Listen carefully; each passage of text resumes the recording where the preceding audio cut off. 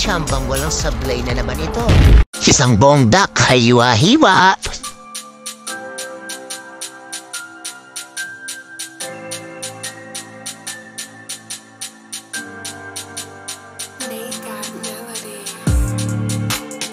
Rub with barbecue marinade. Di totoo yan. Bola lang yan. Marinate for 2 to 3 hours at isala mo sa oven. Fast forward ng konti, tanggal ang foil at balik sa oven. At ayan, may gutom na umiikot. Puro kayo pakabig eh. Nilagay ko na ang pinakulo ang pasta sa drippings.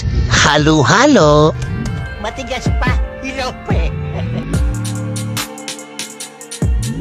Serving time. Ang kapira naman yan. Chopping time. Ang pulbusin ko dibdib nyo. At nilagay ko na sa ibabaw ng pasta. Garnish ng konti. At drizzle ng konting sauce. Parang hindi totoo ah.